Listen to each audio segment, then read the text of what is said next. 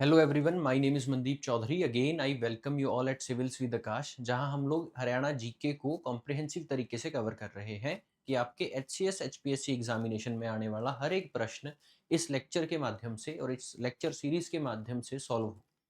आज के लेक्चर का डिस्कशन हमारा रहेगा हरियाणा की ज्योग्राफी से related natural resources of Haryana, यानी कि हरियाणा में कितने नेचुरल रिसोर्स हैं। अब एक नेचुरल रिसोर्स क्या होता है, कितने प्रकार से ये हमें मिल सकता है, हम देखेंगे। आइए देखो, सबसे पहले तो नेचुरल रिसोर्स का मतलब समझते हैं क्या है।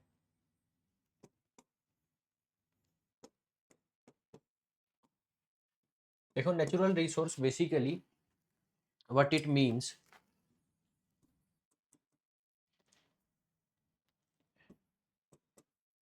Any natural component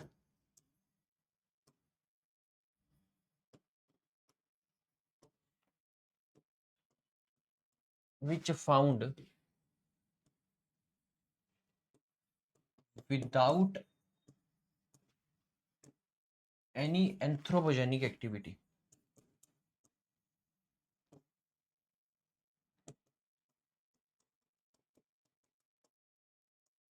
in nature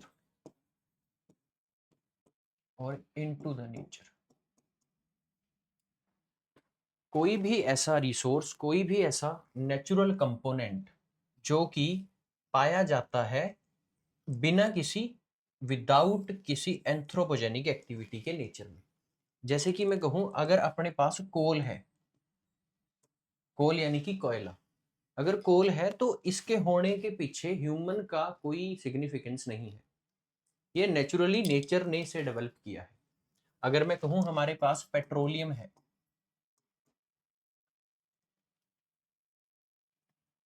तो पेट्रोलियम होने के पीछे भी ह्यूमन का कोई किसी प्रकार का सिग्निफिकेंस नहीं है।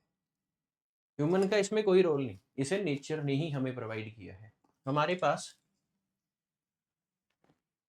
नेचुरल गैस है, ये हमें नेचर ने दी है। हमें पेट्रोलियम नेचर ने दिया है, हमें कोल नेचर ने दिया है, हमें डायमंड नेचर ने दिया है। तो भाई, नेचर के द्वारा दिया गया कोई भी कंपोनेंट जो हमें वहां की जियोग्राफी दे, जो हमें वहां का नेचर दे, वही कहलाता है नेचुरल रिसोर्स। इसमें no any role of human, human का इसमें कोई रोल नहीं होता, राइट। सो नेचुरल रिसोर्स हुआ किसी भी तरह का नेचुरल कंपोनेंट, जैसे कि नेचुरल गैस, जैसे कि पेट्रोलियम, जैसे कि कोल या फिर डायमंड, जो हमें नेचर ने दिया है। अब ये दो तरीके का हो सकता है। पहला तो हो गया भाई, अगर इसके टाइप आप देखना चाहें, टाइप ऑफ नेचुरल रिसोर्स, दो तरह का हो सकता है। पहला हो गया कन्वेंशनल,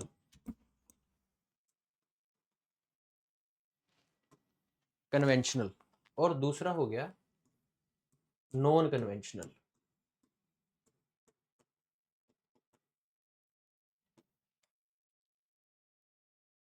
कन्वेंशनल इस तरह का रिसोर्स और नॉन कन्वेंशनल एक अलग तरह का रिसोर्स, इन दोनों में क्या डिफरेंस है।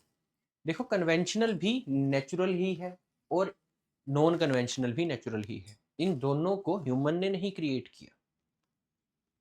कन्वेंशनल में अवेलेबिलिटी लिमिटेड है,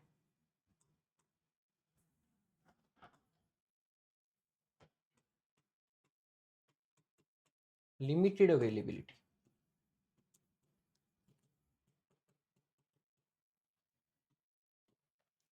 ये आपको बहुत ही कम संख्या में मिलेगा, कम अमाउंट में मिलेगा। जबकि जो नॉन कन्वेंशनल है, इसमें एक्सेस अवेलेबिलिटी है।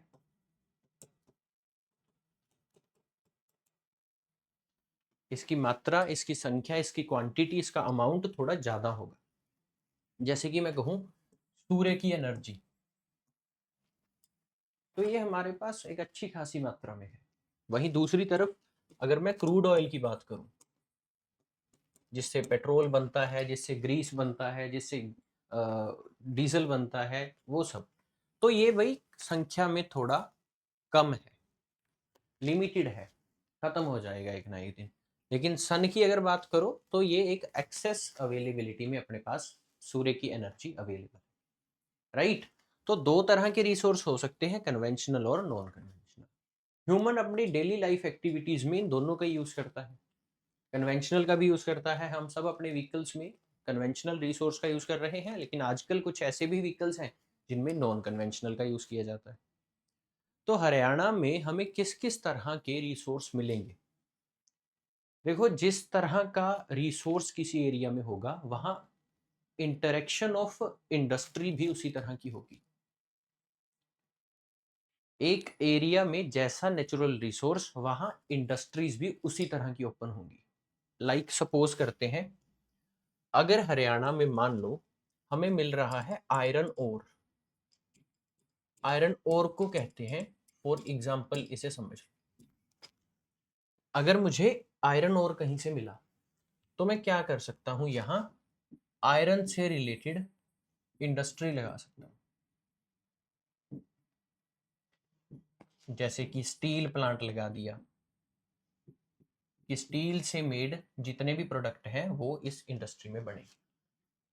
तो जैसा natural resource, as it is उस तरह की इंडस्ट्री किसी एरिया में होती है, राइट।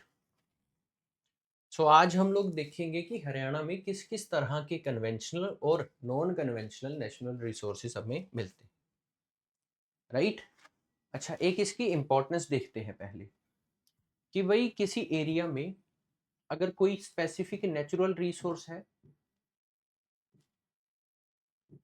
राइट, इसके बेस पे वहां कोई लग गई इंडस्ट्री,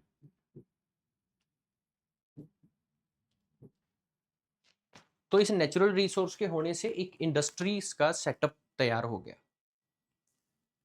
ये इंडस्ट्री हमें क्या क्या बेनिफिट देगी, क्या फायदा हो सकता है इस इंडस्ट्री का मेरे एरिया स्पेसिफिक को? देखो, सबसे पहली और सबसे बड़ी बात तो जॉब क्रिएशन होगी। अगर इंडस्ट्रीज लगेंगी, जॉब क्रिएशन होगी, लोगों के पास खाने के लिए और अपना जीवन व्यतीत करने के लिए एक अच्छे खासे अमाउंट में पैसा होगा, जिससे उनका लिविंग स्टैंडर्ड इंप्रूव होगा, बढ़ेगा। अगर इन लोगों के पास लगातार एक क्वांटिटी में पैसा आ रहा है, तो ये अपने बच्चों को पढ़ाई लिखाएंगे, एजुकेट होगा देश, बच्चे पढ़ेंगे लिखेंगे, तो ये बच्चे एक ए क्लास लेवल की डेवलपमेंट में इंडिया का साथ देंगे। कोई ऑफिसर बनेगा, कोई बहुत अच्छा बिजनेसमैन बनेगा, और फाइनली देश की ग्रोथ होगी, ग्रोथ ऑफ नेशन।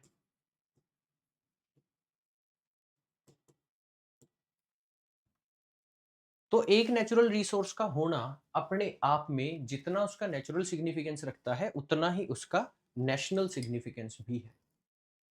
वो हमें जॉब क्रिएशन देता है, लिविंग स्टैंडर्ड को इंप्रूव करता है, एजुकेशन को बढ़ाता है, हमें अच्छे लेवल पर पहुंचाता है, और देश को भी ग्रो करेगा। ये इंफ्रास्ट्रक्चर को भी डेवलप करता है। आप पाओगे जहां जहां अच्छे इंडस्ट्रियल हब हैं, वहां बहुत अच्छे लेवल का इंफ्रास्ट्रक्चर है, अच्छे रोड है, अच्छे एयरपोर्ट्स हैं, अच्छी मार्केट्स हैं। दूसरी तरफ यही इंफ्रास्ट्रक्चर आगे जाके आप लोगों को साइंटिफिक डेवलपमेंट में देश की तरक्की दिखाता है। जैसे कि आपने देखा होगा, कई बार हम यूट्यूब पे और नंबर ऑफ संस्थानों पे कुछ वीडियोस देखते हैं, कुछ सोशल मीडिया पे, कि China has made a intelligent robot. एक ऐसा रोबोट बना दिया, आप कमरे में कुछ भी ऑर्डर कर दो, वो आपके दरवाजे तक छोड़ के जाएगा। अगर एक एरिया में एक देश के पास पैसा है, वो तभी डेवलपमेंट है, तभी इस तरह की चीज़ें कर सकता है। अब गाँव में उस रोबोट को थोड़ा भेज सकते हैं। अगर अर्बन एरिया है, तो अर्बन एरिया में जहाँ-जहाँ उस तरह का इंफ्रास्ट्रक्चर होगा, वहीं उनका यूज़ किया जाएगा।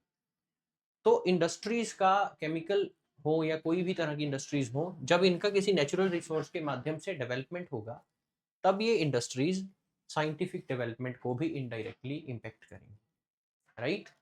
आइए देखते हैं हरियाणा में कितनी तरह के नेचुरल रिसोर्स हैं और बेसिकली हमें हरियाणा में किस-किस तरह का नेचुरल रिसोर्स मिलता है। लेट अस सी।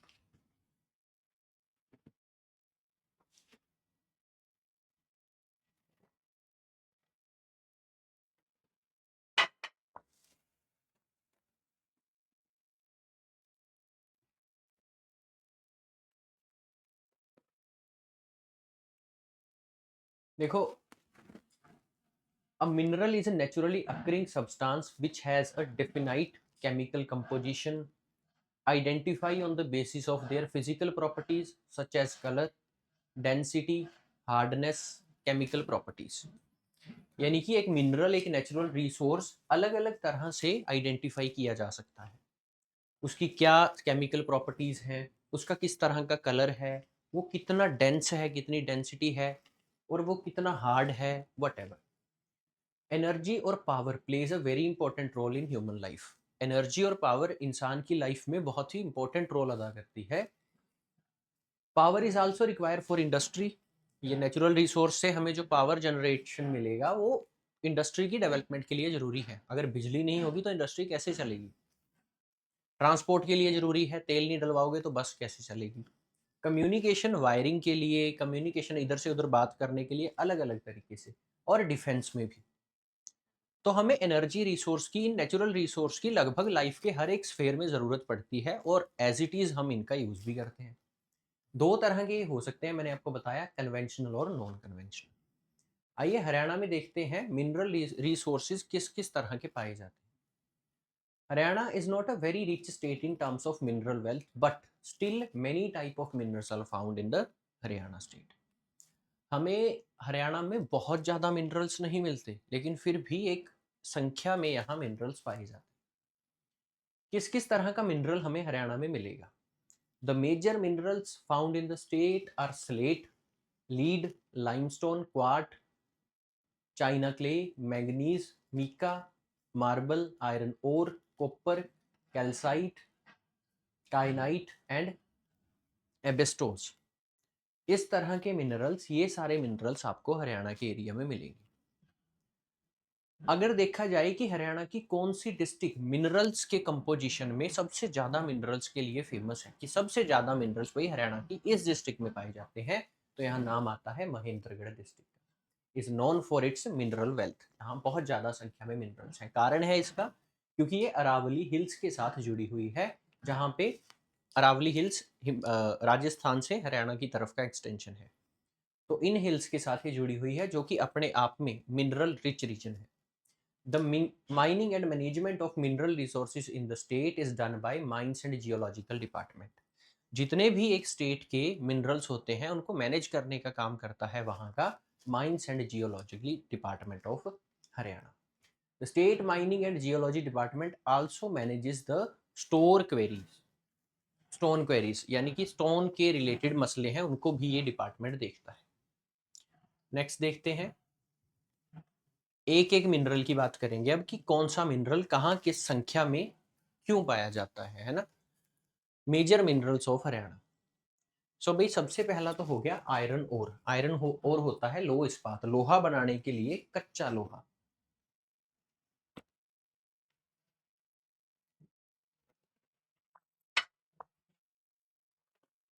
राइट।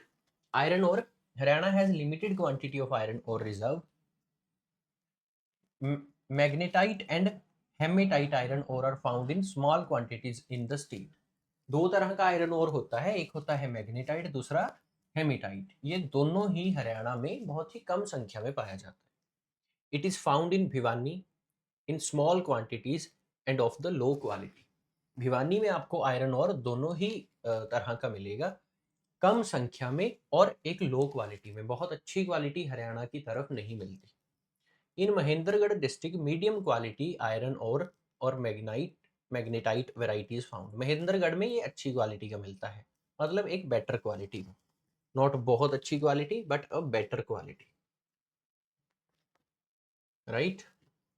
अभी आपको विजिबिलिटी थोड़ी अच्छी क्लियर हो जाएगी, right. So in Mahendragarh district medium quality iron ore found.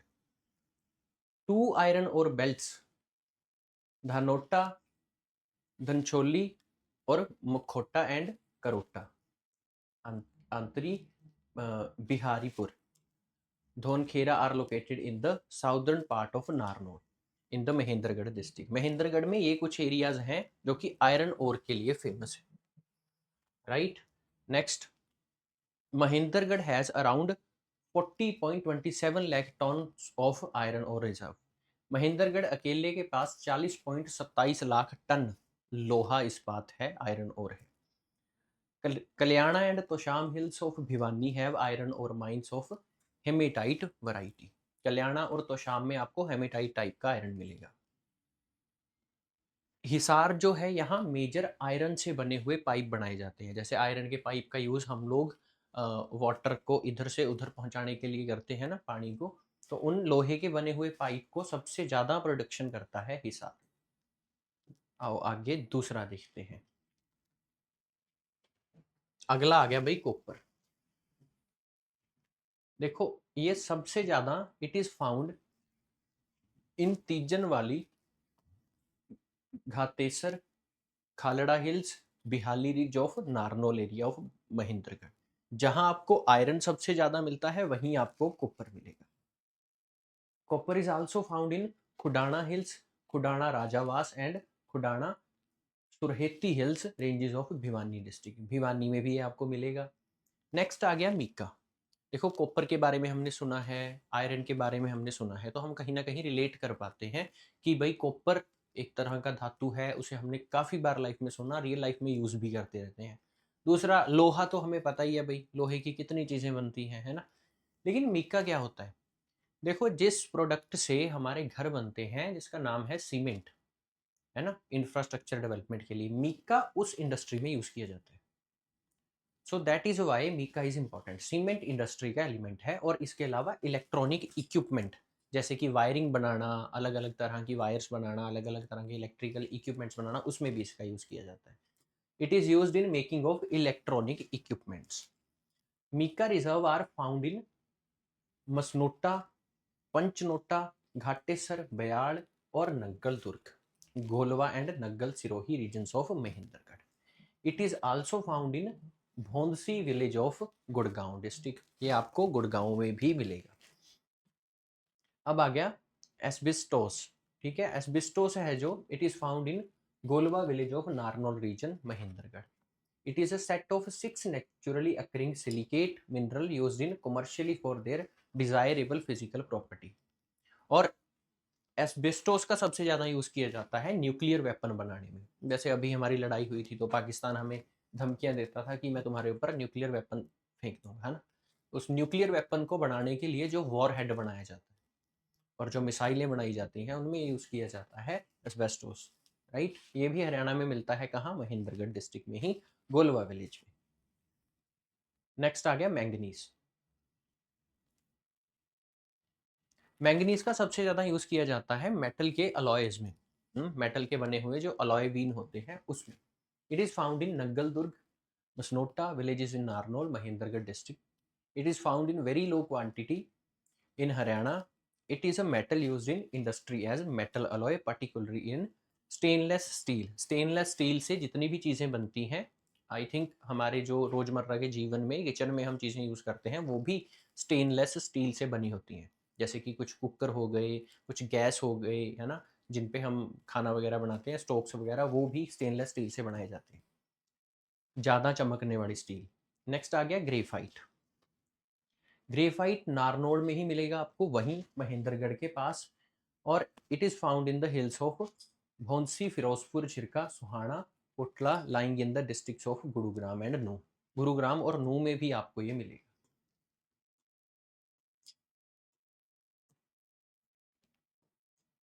Next है भाई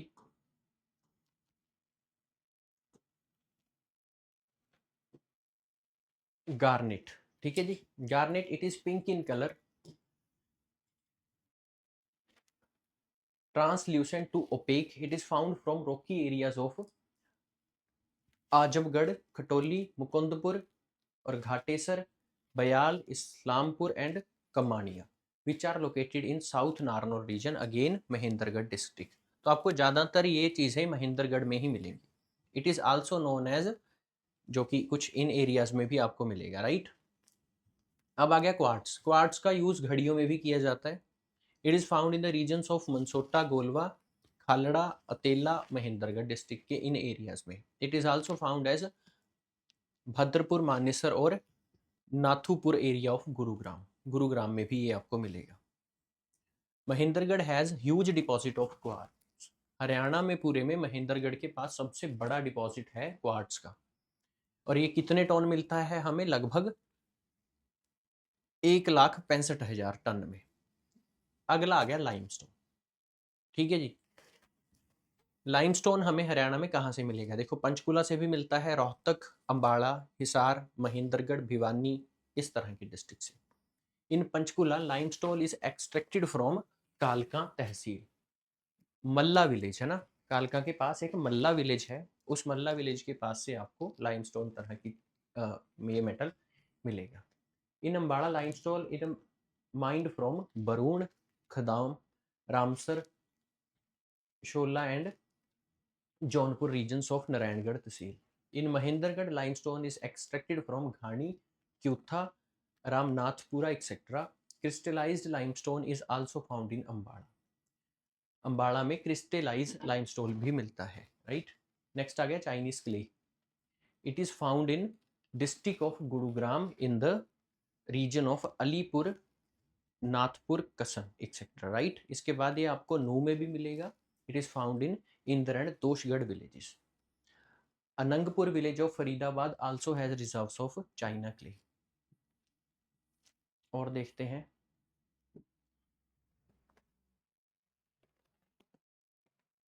अब आ गई स्लेट।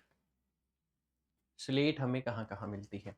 ये आपको रेवाड़ी और महेंद्रगढ़ के रीजन में मिलेगी। High quality slate stone also found इन कुंद और बिहाली विलेजेस ऑफ रेवाड़ी। आपको बहुत अच्छे क्वालिटी की स्लेट भी मिलती है, कहाँ? रेवाड़ी में। इसके बाद this mineral is also exported to Australia, Belgium, Holland and New Zealand and is important source of foreign currency. जब हम स्लेट को किसी फॉरेन कंट्री को बेचते हैं उनके यूज के लिए, तो वो हमें बदले में फॉरेन करेंसी देते हैं। तो ये एक अच्छा खासा मटेरियल है बेचने के लिए। इसके बाद आ गया ग्रेनाइट। ग्रेनाइट का भी यूज न्यूक्लियर वेपन्स में किया जाता है। It is found in the region of Hiwasa, Dulheri, Nigana Kala hills of Bhiwani और Tosham in Bhiwani also have reserve of high quality granite. Tosham जो कि भिवानी के पास है, वहां भी इसका अच्छा खासा रिजर्व हमें देखने को मिलता है।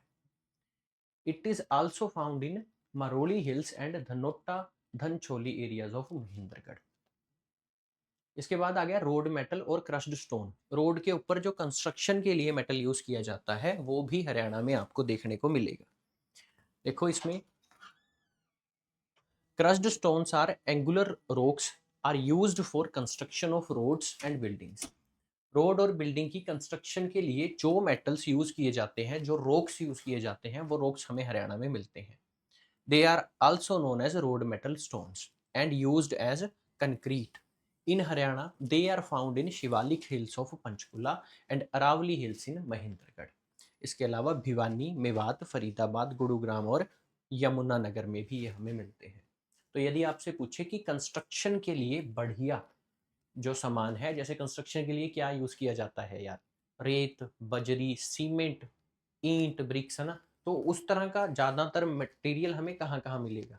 अरावली हिल्स के पास मिलेगा, भिवानी, मेवात, फरीदाबाद, यमुनानगर, गुरुग्राम, महेंद्रगढ़ और पंचकुला में। और सबसे ज्यादा ये आपको शिवालिक के पास पास की रेंजेस में ही मिलेगा। शिवालिक हिमालय की अंतिम range, right. Stone received from the खानक रीजन ऑफ हाई क्वालिटी। खानक रीजन से आपको बहुत ही बेहतर क्वालिटी का स्टोन मिलता है। अब आ गया coarse sand. Sand is found in Panchkula, Ambala and Yamunanagar districts of Haryana. Sand यानी एक तरह का नमकीन पत्थर, है ना। It is also found from Yamunanagar, Markanda reverse which flows in the state. Daddupur in Haryana has also deposits of high quality sand. Sand mines flows found in Karnal. Sand mines यानी रेत बजरी की बात की जा रही है, वो भी करनाल और पंचकुला के एरिया से हमें मिलती है। नेक्स्ट आ गया, Bhadrapur has mines of gravel, concrete and pit sand. Pit sand is coarse sand of red and deep orange colour. Pit sand is also known as Badarpur sand. Badarpur sand के नाम से भी पीट सैंड को जाना जाता है, वो भी यहाँ से मिलता है। ये कुछ मेजर हैं, आगे हम माइनर भी देखेंगे कि कौन कौन से माइनर। अब सबसे फेमस भाई we have flexible sandstone. Flexible sandstone जिसे आप किसी भी तरीके से मोल्ड कर सकते हो, है ना, यूज कर सकते हो किसी भी तरीके से। In Haryana state it is known as various look names like Sange Tarja, dancing stone etcetera. This stone is found only in Brazil, USA और India in the whole world. पूरे वर्ल्ड में जो फ्लेक्सिबल सैंडस्टोन है ये तीन ही जगह मिलता है, यूएसए, ब्राजील और इंडिया। और ताज्जुब की बात यह है कि ये हरियाणा के चरखी दादरी डिस्ट्रिक्ट के कल्याणा गांव में हमें मिलता है। नेक्स्ट आ गया मार्बल, और आप इसे डोलोमाइट कह सकते हो, ठीक है। It is a rock resulting from metamorphism. Metamorphism का मतलब होता है कि जब किसी रॉक के ऊपर दबाव, फोर्स, प्रेशर लगाया जाए और वो इकट्ठा हो के, कंप्रेस हो के एक बारीक रॉक में कन्वर्ट हो जाए, उस प्रोसेस को कहते हैं मेटामॉर्फिज्म।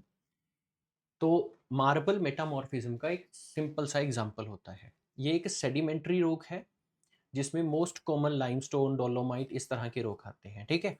हरियाणा में ये कहाँ मिलेगा आपको? अगेन महेंद्रगढ़ में और धनकोरा, अंतारी, इस तरह के रीजन्स में। बाकी बीबीपुर, इस्लामपुर, खालड़ा, भिलाईपुर, शाहपुर, मुसनोटा, इस एरिया में भी आपको मार्बल देखने को मिलेगा, लेकिन बहुत ज़्यादा संख्या में नहीं होगा। नेक्स्ट आ गया काइनाइट, ठीक है जी। Kyanite it is found in Mahendragarh and Nuh. Mahendragarh, नू, मेवात का जो एरिया है वहाँ आपको ये देखने को मिलेगा। The kyanite is light blue and yellowish in colour associated with flakes of muscovite. तो काइनाइट इस तरह की क्वांटिटी में हमें और इस तरह की क्वालिटी में मिलेगा। अब बात करते हैं कुछ माइनर मिनरल्स की, जैसे एपेटाइट। ये हमें कहाँ मिलेगा? Khadag Banolu and Sherla district, Morni hills, Mahendragarh के पास। दूसरा आर्सेनाइट और आर्सेनोपाइराइट हो गया, ये गुरुग्राम और सोहाना, नू, फिरोजपुर, जिरका और मेवात में। नेक्स्ट बेराइट, ये बयाल की धानी और मुसनोटा एंड सराई हिल्स में मिलेगा और महेंद्रगढ़ में। Brick earth it is found in every region of state expected the sandy regions as Mahendragarh, Hisar, Faridabad, Sirsa और भिवानी। ब्रिक अर्थ जो है ये हमें इन एरियाज को छोड़ के महेंद्रगढ़, हिसार, सिरसा, फतेहाबाद और भिवानी, यहाँ छोड़ के बाकी पूरी स्टेट में हमें मिलता है, राइट। सो ये हुए हमारे कुछ मेजर और माइनर मिनरल्स ऑफ हरियाणा। हम इनको स्टेट वाइज भी देख सकते हैं कि भाई किस स्टेट में किस मिनरल के बेस पे किस तरह की इंडस्ट्री का डेवलपमेंट हुआ है, right.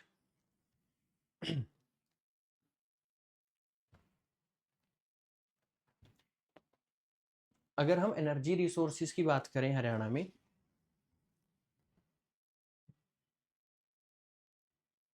Energy is a critical factor in the infrastructure of Haryana. Haryana के इंफ्रास्ट्रक्चर की, रोड, रेलवे, ट्रांसपोर्ट की बढ़ोतरी के लिए, डेवलपमेंट के लिए एनर्जी एक बहुत ही इंपॉर्टेंट सोर्स है।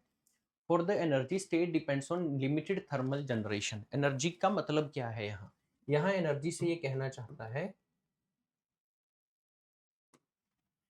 इलेक्ट्रिसिटी की बात कर रहा है,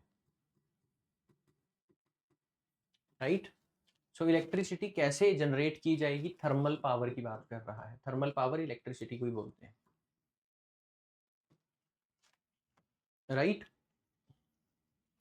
The solar intensity is relatively higher in Haryana, so the state is developing resources to harness of solar energy.